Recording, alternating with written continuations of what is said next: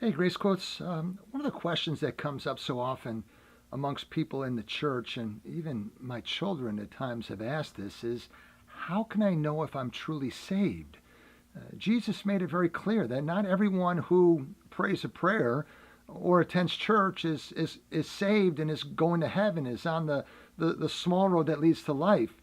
So, how can I know for certain that I'm truly saved? And I think one of the greatest answers to that, and we're dealing here with the subject of the assurance of our salvation, is that if I can see and personally discern God working in my life, producing primarily the fruit of holiness. You see, even though we come to Christ, we still have the flesh that is indwelling us and getting us to want to sin. Even when we come to Christ, we have Satan that is tempting us. We have the world that is telling us how we need to live our lives. And if we're truly a believer, not that we're always victorious, definitely not that we're sinless, but there is now a desire and ability to be victorious for Christ. And the way we can measure that victory is that change in our lives that is producing holiness or conformity, we could say, to the image of Jesus Christ.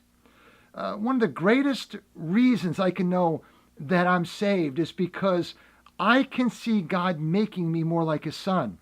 And that only stands to reason because how will we be as Christians for the rest of eternity once we die? Holy like Christ, perfect in holiness. What is heaven? Heaven is a place of utter holiness.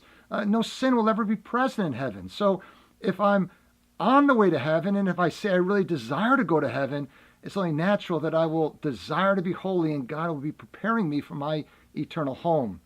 So in the Christian life, we see the ability by God's grace to put off those sins like violence and bitterness and gossip and lust and jealousy and deception and drunkenness. And we can see the Spirit producing in us kindness and love and truth and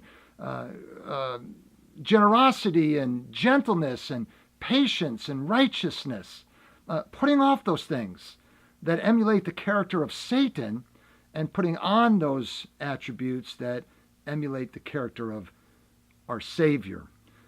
We are saved, my friends, by grace alone. But the grace that saves is never alone. It always transforms.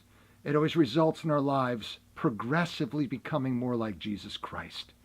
May God bless you today. Thanks for listening.